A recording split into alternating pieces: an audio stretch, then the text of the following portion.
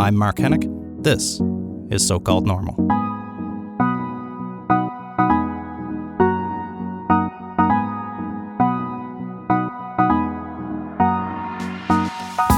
I'm Mark Hennick, and this is So-Called Normal. Today on the show, we have Sharon Hampson. Sharon is 1/3 of my childhood soundtrack from Sharon, Lois and Bram. She came in with her daughter, Randi Hampson. They have Skinnamarinky Day coming up on October 8th, and they have the book Skinnamarinky, which has reached number 2, I believe, on the Indigo bestsellers list. It's Heather's pick over at Chapters Indigo. We had an incredible conversation. I almost cried like 3 times during this conversation. So not that I hope you cry too, but I hope that you listen into this really fabulous conversation between a mother and a daughter and the power of the work that they have done to entertain children, to treat them with respect and with dignity, and to really value kids. I mean, that's why I connected with Sharon, Lois and Bram so much as a kid myself. So here's my conversation with Sharon Hampson from Sharon, Lois and Bram, or more recently from Sharon and Bram, along with her daughter, Randi Hampson, on So-Called Normal. So there is an adult man who can't speak, and he uses the elephant show to find the words and the messages to express himself. If he can't find a word, he will go to a spot in the show. And then stop when it's the word is coming. Really? That's incredible. Yes. That's beautiful. And I'm you've probably heard stories like that all the time for years. Right. So that, I mean... And a lot of people who had... troubling childhoods. Yes, exactly. Who had difficulty growing up and took comfort in feeling a relationship with us. So let's go back to the early days then, the establishment of Sharon, Lois and Bram, of course, at the time. Or was there anything that preceded that? No, I mean, we all did music separately. Yeah. And we were colleagues and decided to make a record together. We did not decide to start a career together. So the career came as a surprise. I mean, it was the response to the record that launched the career. Right. How long ago was that? 1978. Wow. And was it an instant success, or was there a period of really? Yeah. Yes, it really was. It was. I mean, we debated when our first record, One Elephant, Deux Éléphants, came out in the fall of 1978, and we debated about whether to press 5,000 records or 10,000 records, and we pressed 5,000 because we couldn't afford 10,000, and because we weren't sure that we'd sell that many. So the worst thing that can happen to you is that you don't sell any records. The second worst thing that can happen to you is that you run out of records right away and you don't have any more to put out there. Yeah. So there was a huge response and right away. Why do you think that is? What did it tap into? I think, there are a lot of things. I think we were lucky with the timing, that those were good times for people and they could afford to spend on an unknown, $7 or whatever the records were. I can tell you some of the feedback that I've gotten about the success of that record because we just celebrated the 40th anniversary of it. Yeah. One thing that Sharon, Lois and Bram did on their first record and continued to do was invest in quality musicians and in quality arrangements. And as music curators, they picked interesting songs that would not annoy parents when they listened to them. Acoustically interesting. They're just pleasing, not annoying, not derivative or insulting. And not poor quality, as you say. We spent money on them. Yeah. The artistry of it. It wasn't patronizing to kids. Exactly. Or parents. Over the years, many parents have said to us, I drive my kids to school playing your music and I drop them off and then I carry on to work continuing to play the music. Right. I mean, it was important to us that parents should not run screaming from the room when their children were playing our music. So first and foremost, we had to please ourselves. We had to choose music that appealed to us. We were not there to teach a lesson. Lessons were learned from the music, but not because we chose the music to figure out what lesson we could teach. We never did that. Right. So why children's music then? I mean, you were working as musicians prior to that, but why kids? We all were really working in children's music. I mean, Bram and I started out as coffee house folk singers, but I kept coming back to the connection with children. Mm-hmm. Lois had a music degree, classical music degree, and she grew up on Broadway and show tunes and all of that. But she worked whenever she performed music. When she started doing that, it was for children in her son's preschool. Right. So we all were naturally in that environment. And we worked with an organization called Mariposa in the schools. Mm-hmm. And we all went into the schools individually to sing with children in schools. So, and really what happened was that we were going to make a record with the Mariposa in the schools colleagues. Mm-hmm. And because it was an organization that existed, it had to go through a board of directors and all of that. So it got delayed. Right. And the fellow who was going to produce it for us, Bill Usher, said, well, let's do one with us. Mm-hmm. And it was as innocent as that, no calculation, just, okay, let's make that record. Yeah. But we shared a fundamental philosophy, as Randi has described, about the kind of quality of music that we were going to put out there for children. Yeah. So the preschool that Lois played music in happened to also be my preschool. Oh, so I was just going to ask you about this. Yeah. Has been one of my best friends for our entire lives. We knew each other since we were 3 years old in nursery school. But the mothers didn't know each other at that time. Yeah. So what was it like for you growing up? Did you know who your mother was at that time? Like being you weren't so young then. We were, Lois and my mother were musician friends. So once they started doing music together, I remember Lois once saying that her parenting philosophy was her son was along for the ride. So whatever she was doing, he was doing it with her. So we grew up listening to their music, being at their music parties, trying out songs with them, all of that. But by the time they recorded their first record, I was 13. Right. So I had the benefit of watching their meteoric rise and enjoying it by selling CDs and, originally LPs. You know, I was a teenager and I would sell records at the concerts and I would be running around backstage, and then I donned the elephant costume and I would dance as the elephant. Yeah. And one time we were playing at Ontario Place in Randi, and Lois's son David we're out there in the two elephant costumes. Ontario Place, it's the Budweiser stage now, I think. So it was a fabulous venue, and it used to have a rotating stage. Okay. So it had a big opening where the artists would come out, and you'd start in the center, and then you'd end up like working your way all the way around. And we came out in these elephant costumes. Getting lost on stage. Not very good. And you're dancing around and trying to find your way off again. Yeah. As the stage is moving would become a bit of a challenge. That's funny. So you were a children's entertainer too. Oh, yes. Yeah. And Randi brought us over the years. She worked for us when she was older. She brought us a lot of repertoire suggestions. Yeah. And then the last couple of years, she's been managing us, and our lives, for me and Bram, our lives got a lot better. Sure. And the only regret is that we didn't do that a lot sooner, because it's been terrific. And she's full of ideas and energy. It's terrific. Yeah. Thank you, Randi.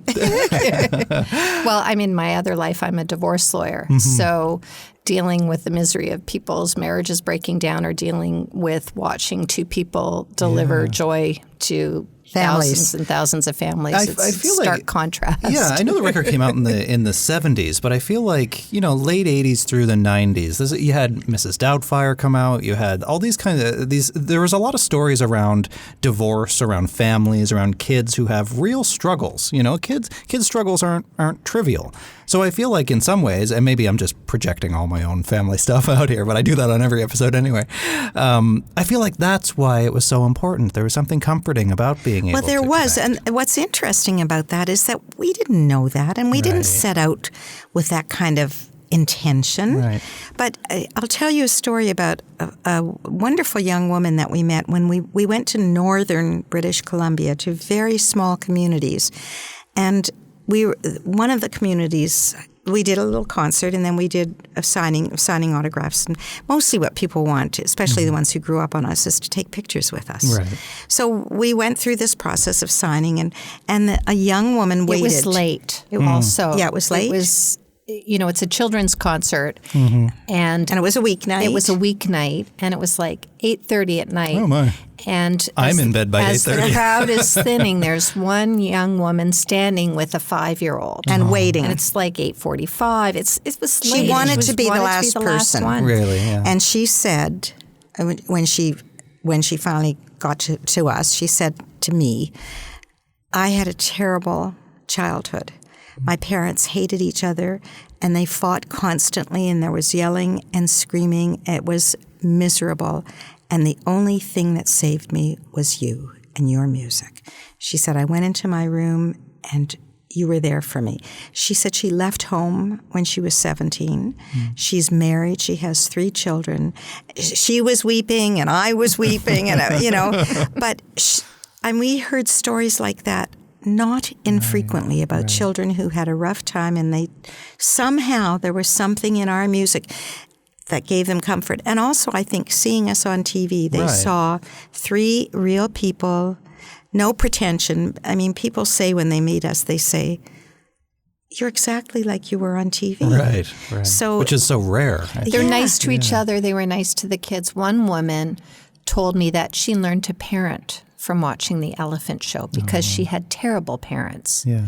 And she did not want to be that kind of parent to her son, and that watching them talk to children in a respectful way and being kind to each other and inclusive was how she tried to model herself in terms of being a parent. I like that. So how did the Elephant Show, when that came along, when did that come along? It came out in we shot it. Yeah. Well, so a few 83 years was the Pilot. The pilot. We did a pilot with, many companies came to us and said, let's do, would you like to do some TV? And we'd say, oh yeah, that's great. And they'd say, have you got money? And we say, no. So then a company called Cambium came to us, and they were 2 young guys. Neither one was a parent. They had nieces and nephews, which is how they knew about us. And they said, let's do something. We did a pilot with them. We didn't know it was a pilot. We did a special with them called Sharon, Lois and Bram at Young People's Theatre. And in the course of doing that pilot, they found support for making a series, and that's how the Elephant Show was born. Right. All these sort of unintended good results. And it seemed like it's part of a wave, I kind of mentioned before, too. I mean, you had in Canada, Fred Penner was doing a lot of work. The Canadians were the... Mr. Dressup? Yeah. Oh, dear Mr. Dressup. And we knew Fred, of course, is a friend. It seems to me that the Canadian children's music industry was far and away the leaders in that industry.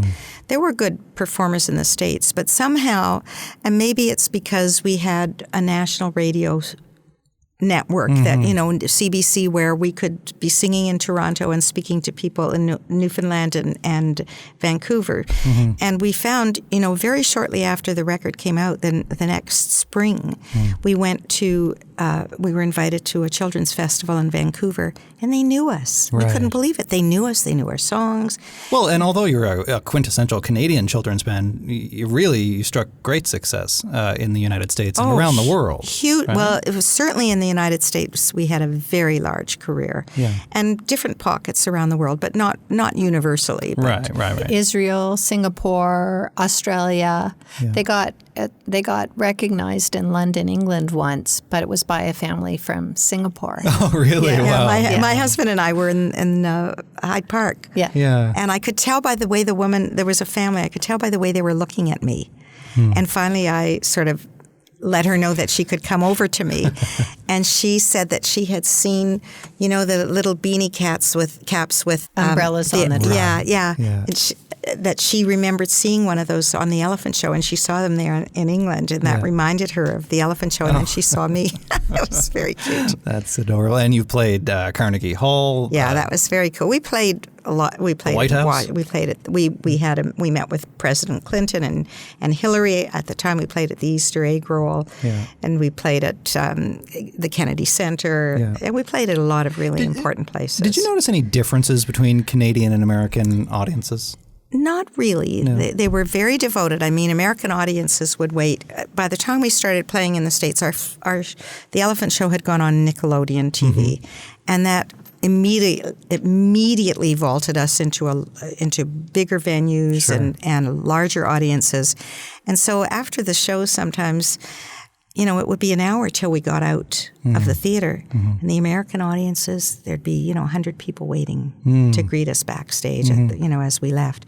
So they were very devoted. But, Canada is where the Canadians, sometimes I was telling someone today that sometimes someone will reach out to us and say, I'm sorry for interrupting you and, I hope it's okay. And I say, without you, there'd be no us. Right. Without the audience, there'd be no success for us. So I never feel imposed on when someone reaches out to us. That's so nice. We were in Fort St. John in November, and we went to dinner, and a man in his 30s came over, and he said, I had a sister with severe disabilities, and your music was a constant comfort to her in her life and a moment of respite from the challenges of her life.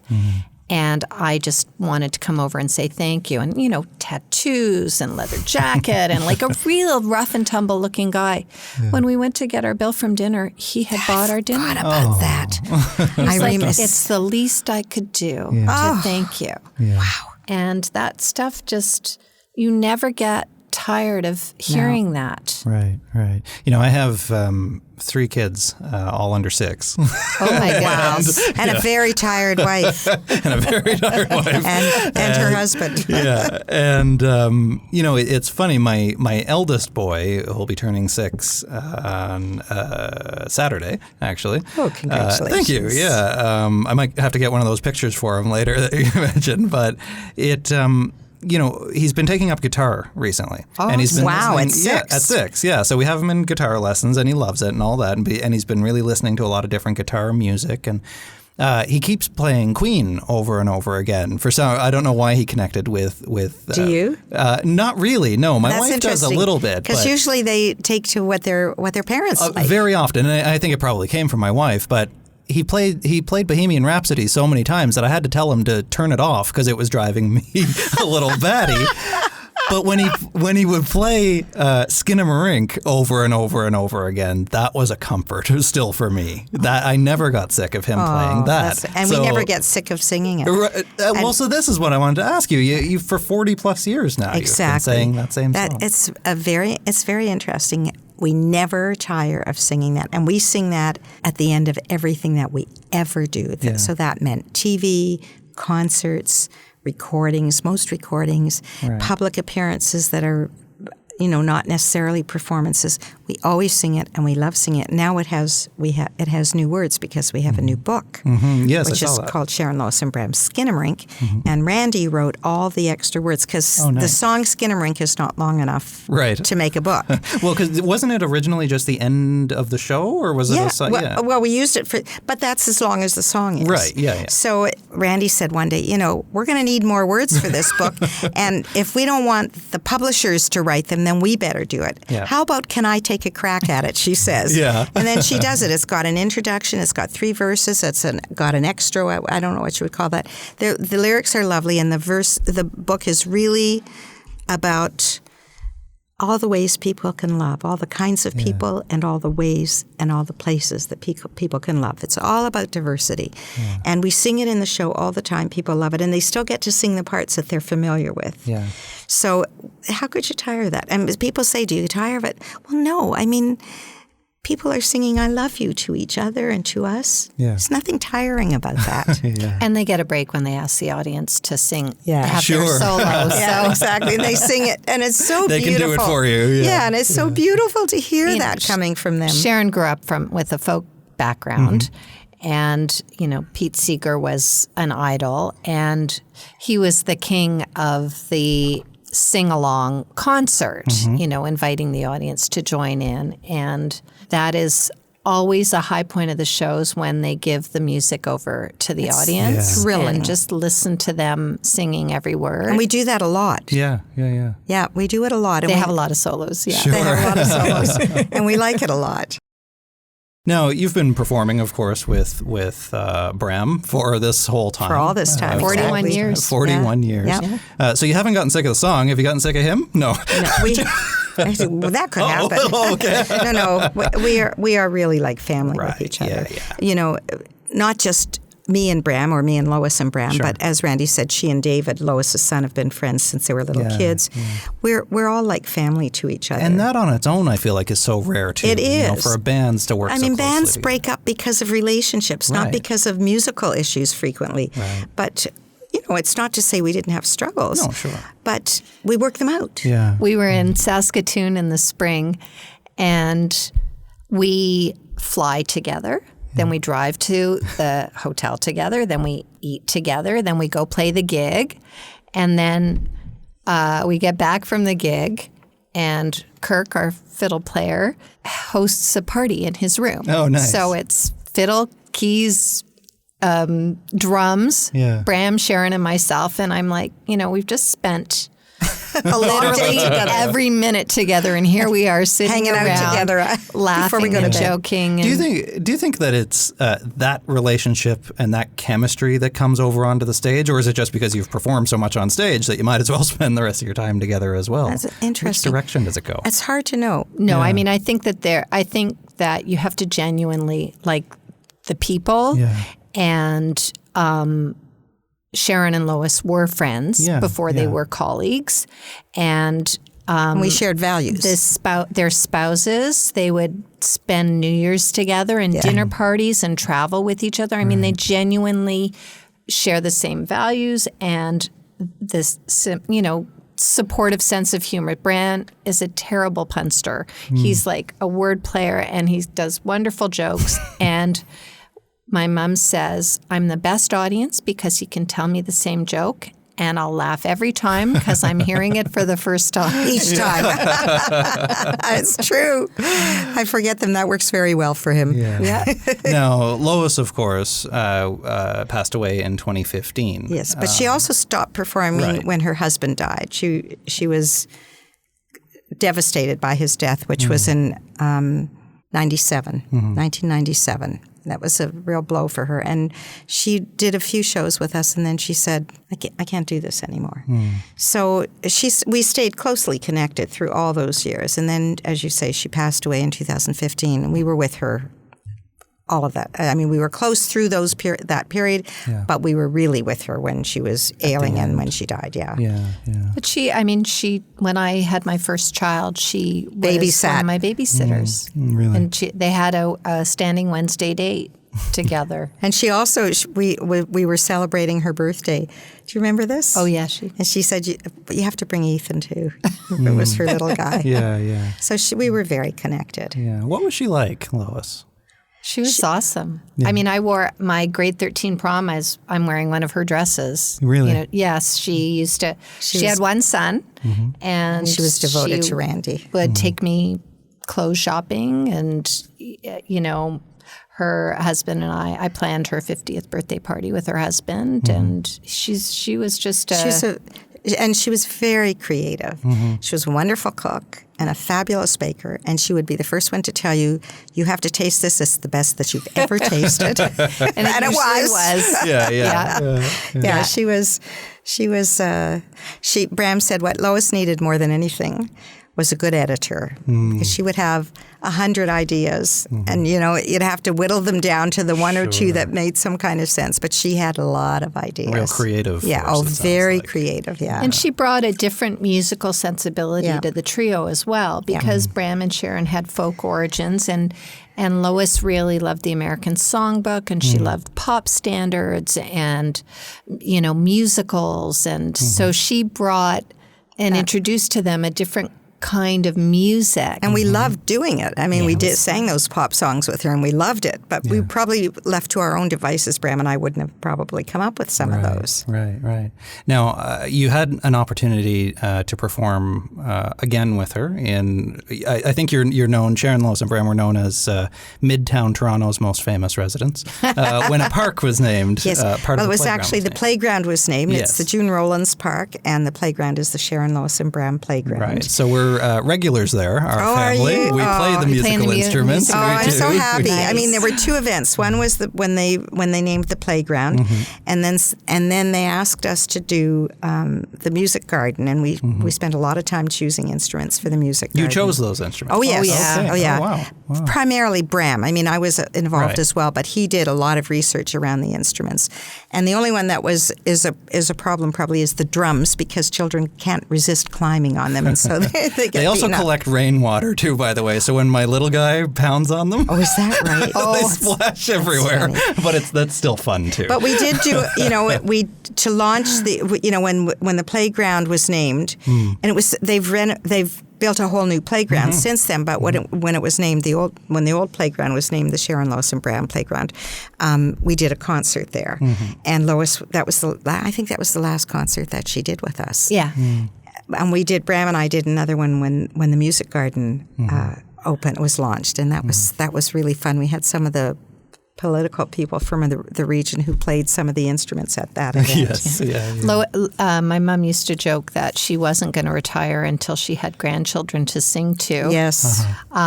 Lois had retired, but she did her granddaughter Tessa, who is 11 now. She would go to California where they live, and she would go to Tessa's class, and they would do a concert together there. So she would make special cameo appearances. My sons both went for JKSK to a school called Bloor View, and it was an integrated kindergarten class. So half of the kids in the class came from the community, and the other half had physical and developmental disabilities. And every year, Sharon, Lois, and Bram, even though she had retired, she would come and do those concerts at the end of the year. Yeah. Lois lost her husband in the late 90s, and how deeply that affected her. Of course, you lost your husband of more than 40 years. Just a few years later, really. You know, all three of us lost our spouses.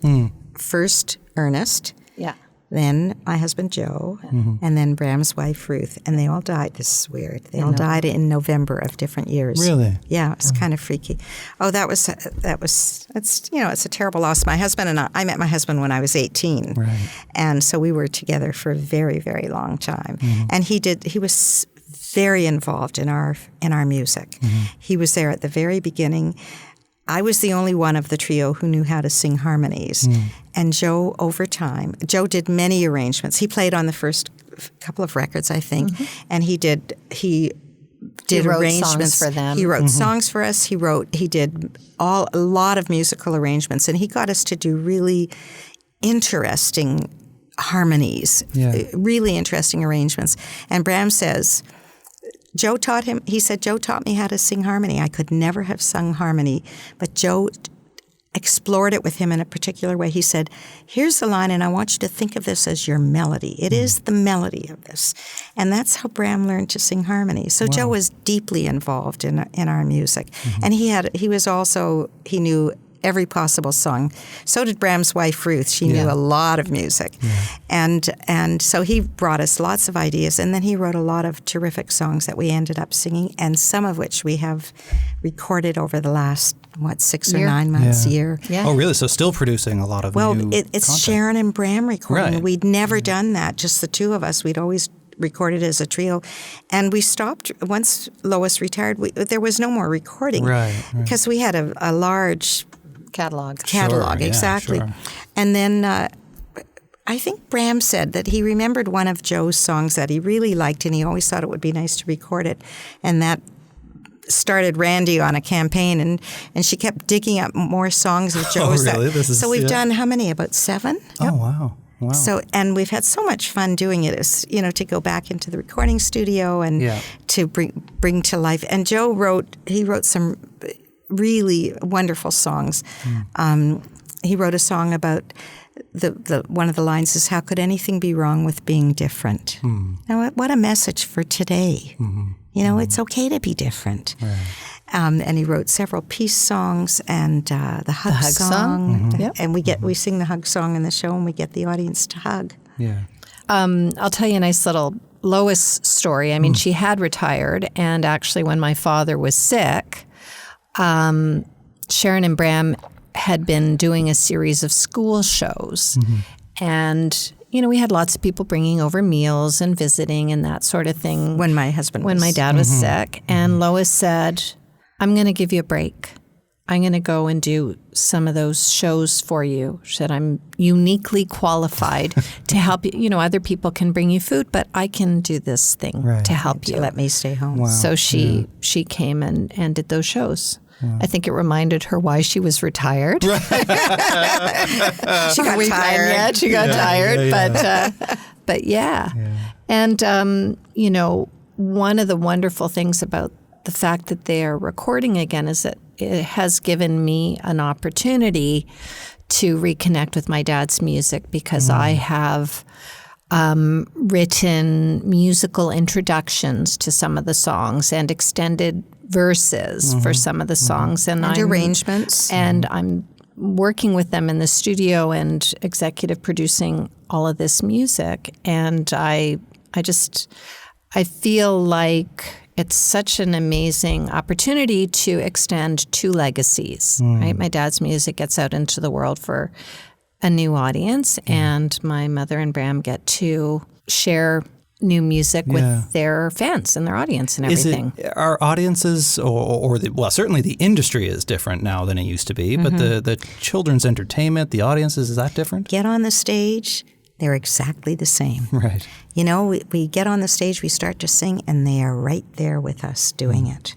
And that really, when I think back to the Young People's Theatre concerts when you first started out, once people knew their material, one of the things that was wonderful about it was parents and children participated together. There was no abandon there. Right. And it's still the case. The adult fans who come without kids, they're not embarrassed. They're just standing up doing I would do that. everything. We love that. They were on a phone-in show in Halifax, and a man called in to say to Bram, you taught me how to connect with my kid. I was too cool for school, and taking him to one of your concerts allowed me to let that go so that I could participate with him and have fun with him and do all of that. Yeah. And he thanked him for that. Yeah, I've hardly met anybody since probably the 80s who doesn't know the actions. Oh, for sure. Where did those come from? I'm trying to remember. I know where the song came from. Yeah. Lois, when we first started, we needed to raise $20,000. It's so funny to think it was only $20,000 to make a record. In the 70s, Exactly, to make a record and pay our lawyer. Right. So we all went to our family and friends, and they were devoted to us, and they gave us the money thinking they'd never see it again. Which is not the way it happened. But Lois went to Chicago to her family, and she said to her cousin Lisa, hey, Lisa, do you know any good songs? And Lisa said, I learned these songs at camp, at Girl Guide camp. And she sang Skinnamarink. Now, and so we put it on the first record. And Bram loves to tell the story that he didn't even sing on it, that Lois and I sang. She sang the melody, I sang the harmony, and he played the guitar. We didn't know that it was going to become a signature song for us, obviously. Sure. Yeah. Now, I can't remember if Lois learned the actions from Lisa. She probably did. Yeah, I'm sure it came So they came through Lois then? Yeah. Oh, yeah. Yeah. Oh, yeah. It came to us through Lois from her cousin. Yes, who also was a person with a disability. Right. So it's kind of cool that she gave us that gift. Yeah. That's beautiful. You're certainly no stranger to adversity yourself. You're a 3-time cancer survivor, right? Exactly. When were you first diagnosed? I was first diagnosed in 88. Okay. It's interesting. The preamble to that is that Lois and I went to a spa together. We were in Florida, and I had our last day there. We'd gone to, and I think we were going to exercise or something, and we were getting ready to leave that day, and I had a terrible dizzy spell, and it alarmed me because my mother had a condition called Meniere's syndrome, which is a horrible, horrible inner ear balance problem, which ultimately my husband got some years later as well, and it's horrible. And it scared me that I had this dizzy spell. So when we came home, I went directly to the doctor, and we checked everything, and they couldn't find any explanation for that. And she said, well, since we're doing all this investigation, you might as well go and have a mammogram. And I had a mammogram, and something irregular turned up. And they called me to come back and have an ultrasound, I think. And were the symptoms related? No. No. Wow. It was just, there was never, ever after that, any explanation for the dizziness. Right. But it triggered the trip to the doctor, and it triggered the first mammogram. And the day that I went back for the ultrasound was 1988. We were taking pictures for our 10th anniversary album cover. Yeah. And I went from the hospital where they told me that something was wrong. And I went to the photo studio, and Lois was having her makeup done, and I walked in, and the two of us started crying. And so, it's sort of memorable because when you look at that album cover, you see 3 smiling people. It's and you amazing. had just found out that you I found out, yes. Yeah. And so we were in pre-production for the Elephant Show, and I had to have some surgery. And then you went back to work. I had actually 2 operations, and 2 little operations. One was a lumpectomy, and one was the lymph nodes. Was it the lymph nodes? Yep. Yeah. And chemo and radiation as well? No. So that was the first time. And second time was 4.5 years later in 93. And at that time I had radiation, and we had a tour coming up. And so I tried to organize my radiation between the 2 tours that we had. Because canceling a tour is complex and all that. But that wasn't probably my best decision. But anyway, worked out okay. It worked out fine. I had radiation. I went back on the road. And the thing is, I had the therapy of people singing and sending love at me and sending happiness at me. And you get on the stage and all this goodness comes at you. I'm sure that was part of the cure for me. I mean, not that I'm cured, but I've been, the third time was in 2005. When that third time came around, what did you think? Can I jump back to 93 for a second? Yeah. So the other thing that happened in 93 when she had her second cancer was she got invited to speak at a breast cancer advance in Montreal, and that a national event. Was first of all, it was she was probably, I think, the first Canadian public figure to speak about having breast cancer. Homemakers put her on the cover and did an article about her, and then she became involved in founding a breast cancer support and resource organization called Willow. And so all of this stuff happened as a consequence of her second cancer. And, you don't sort of look at these events and say, well, the reason I got cancer was so I could become a cancer advocate. I mean, it's not like that. But if you can turn an experience of adversity into something with a purpose and say, look, here I am. I'm an example of coming out the other side of this, and it's okay to talk about it. And, when she first got cancer, it was the C word, and it was something people didn't talk about. And so how did you respond to that as her daughter, finding out that your mother had cancer? Well, it was very, very interesting, actually. When I was first diagnosed, Randi had just moved to California, to San Francisco, and tell her, don't tell her, that all of that dilemma. Of course, that's always a big mistake in my view, that, withholding information from your family is not helpful. So, but my girlfriend, the day I had the surgery, my girlfriend said to me, let your sister tell your parents and let Joe tell Randi so that they don't have to, both my parents and Randi didn't have to hold their own emotions back in order to protect me. And that was very good advice. So Joe called you, and then we talked. And she, of course, wanted to come home right away. And I said, no, that we don't need to do that. And the second time, the second time after the second diagnosis, when I was invited to speak at this National Forum on Breast Cancer, I felt like I needed to check first. Before I went out there publicly, I needed to check with my husband, my children, and my parents, and my colleagues.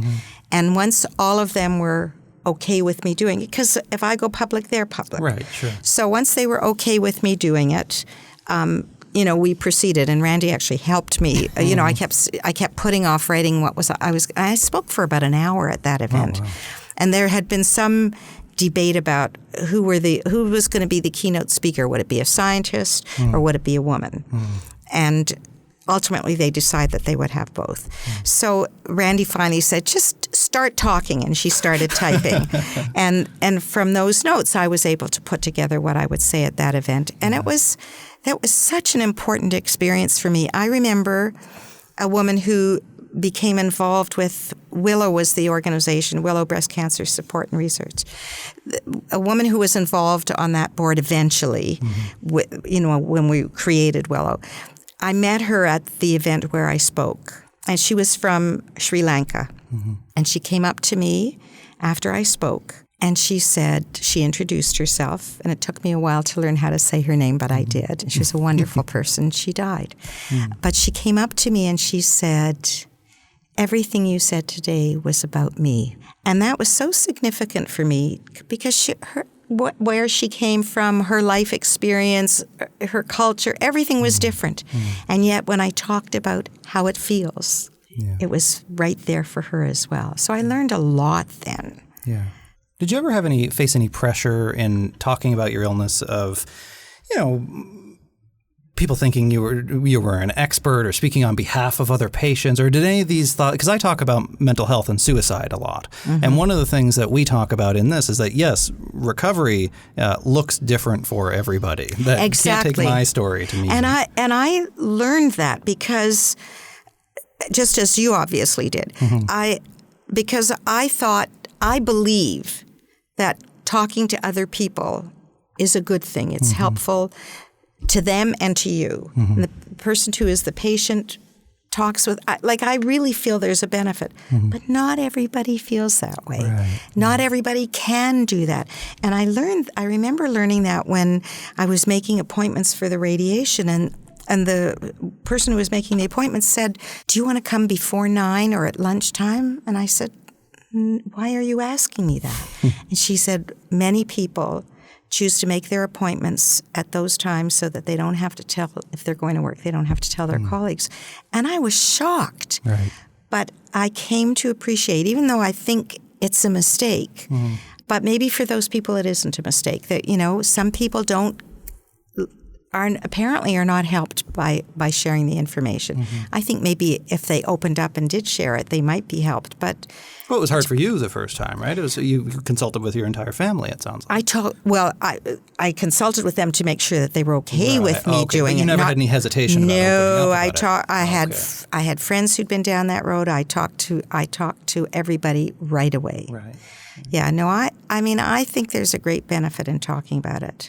And is that what promoted or what's led to the creation of the support group of Willow? Well, at the time that it was founded, there was a lot of money being raised for cancer and Let's Cure Cancer. Right. And there wasn't a wellspring. There were no support systems available. And specifically, it was for breast cancer originally. Now it's breast and ovarian and hereditary cancers, and they're part of the Canadian Breast Cancer Foundation and the Canadian Cancer Society. Cancer Society. Yeah. But at the time, the Canadian Cancer Society raised money to cure cancer. Right. And actually, the Canadian Breast Cancer Foundation started as an organization because people wanted to give money for breast cancer research. Right. And when Willow started, our goal was for research and support. And we were not competing with the other people out there. And so that was the motivation for starting that organization. And it just kind of... It evolved over time into, it was all peer support counseling. Yeah. So when you called in, you could talked to a person someone who was a breast cancer survivor. Yeah. And over time, they developed an extensive library. So if you said, hey, tamoxifan's been recommended for me, they could send information or give information to you about it. They wouldn't give you advice about what the right thing is to do, but they could at least help to educate you. And Princess Margaret Hospital, when people would come to them, they would give them a referral to Willow. Yeah. Oh, wow. So it was really it's a very important organization at the time. Organization, yeah. We had wonderful support, yeah. Yeah. So then the third diagnosis comes along. Obviously, you beat that too. You're still here. The thing is, first diagnosis, the first thing you think is you're going to die. Right. Second diagnosis, why does this have to happen again? I'm not going to die. And the third diagnosis was, it's a blow. You don't want to go down that road again. And the thing is, when you're diagnosed, you learn everything you need to know about your diagnosis, about the potential treatments, about all of that. And then when time passes, you can let all of that go. You don't have to hold on to all of that. I could speak intelligently around the time of the diagnosis about the treatments and the options and why and all of that. Not now. And the last diagnosis in 2005, I had a mastectomy then after that diagnosis. The good news about the first diagnosis was they caught it very, very early, and then they just started watching her closely Exactly. forever. Right. Exactly. So is there a fear, though, that it'll come back again? Of course. I have genetic breast cancer. Sure. So I have, the chances were that it was going to come back again. Right. So it's not a complete surprise. But, early days, the first diagnosis, they didn't know. No. It was after the second diagnosis. And, when I went to the hospital, I had genetic testing. I just thought I was doing it to help with the research. I didn't know that I was potentially a candidate. And I went by myself, which was kind of stupid. My husband used to go to every appointment with me after that. And after he died, Randi comes to all of those appointments with me. But at the time, I went on my own to get the results, and that was probably not very smart. But in the parking lot, I met one of my doctors, and I told her where I was going, and she said, "Remember, knowledge is power." So that was really helpful. The other, she is an interesting woman because she's not my doctor anymore, but she also said to me on one occasion when I was debating about treatment, she said to me, when you make your decision, you make it today based on all the information you have today. Tomorrow there will be new information. Right. You don't have that. You don't beat yourself up for that. Right. You take what you have today and you make the best decision you can make based on today. Yeah. And so those are two really helpful. I should call her and tell her thank you because I think about that. Well, you can send her this episode so that way she can hear you say. Yeah. Right. I don't live in my mother's brain, but I think that it's safe to say that she would in no way say that she spends a lot of time thinking about and worrying about breast cancer. Right. I think that it's in the foreground when it needs to be dealt with, and then it's immediately in the background. Yep. And she's still monitored closely, although it's not statistically necessary anymore. The doctor says, you don't have to come back next year. And I said, no, I'd be happy to come back. We like seeing you once a year. Yeah. But it's really not in any way. She doesn't spend time worrying about it. No. And no. Only, the only times that I have a little twinge is if something if I don't feel well in a particular way that's unfamiliar to me. I think, now, what is that? But that's so rare. And, the thing is, you don't know who you're going to be in facing adversity. Until you face it, you don't know who you are going to be. And if someone had said to me early days, what do you think you'd be like if you had to deal with this kind of challenge? I would have said probably, I'd probably be depressed and anxious. But the fact is, that wasn't who I was in that circumstance. I was positive. I was forward thinking. It was like, let's deal with this and get on with all the other good things that are going on in my life. So you don't know if you're going to be like that. Sharon Hampson, Randi Hampson, I think we better leave it there. Okay, thank you. Is there anything else you want to mention? Upcoming projects, certainly the book. Yeah, sure. And you had mentioned that Skinnamarink Day is coming up. Yes, on the 8th of October. October 8th, Yes. okay. We're doing an event in Uxbridge to promote the book for a Blue Heron bookstore. Great. Yeah. And we have new music coming out all the time. Music, And we'll have a new Skinnamarinky coming out very shortly as well, the revised song.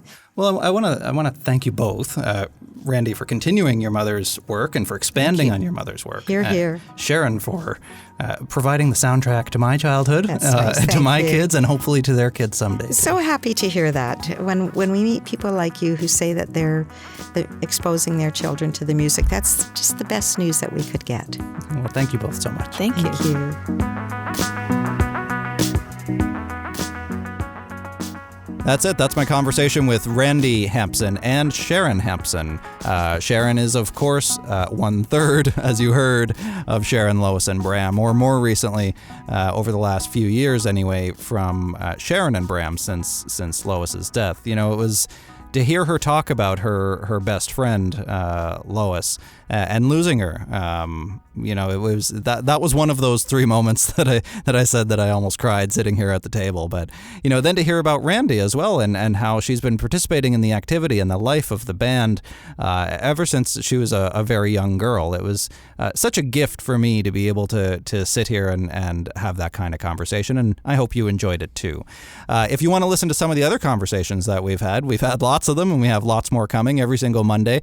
Head over to Apple Podcasts, subscribe to the show, scroll all the way down to the bottom, leave us a nice star rating. A 5-star rating would be good, but if you want to leave less than that, that's cool. Just, you know, explain why in detail no, not really. You can give us a star rating of whatever you feel and leave some comments in the bottom, and I would really appreciate that. If you do want to tell me more about how you feel, however, and I read them all, trust me, I have my phone on me all the time, checking my Twitter and Facebook and Instagram and LinkedIn and YouTube and everything else. Look me up at Mark Hennick, at MarkHennick. Let me know what you think of the show. Share it, tag me, whatever you want. I'm also at markhennick.com, where you can hear more about some of the episodes and learn more about me and what I do in my speaking and mental health advocacy. That's probably it. If it's not it, I'll remind you the rest of it next time on So-Called Normal.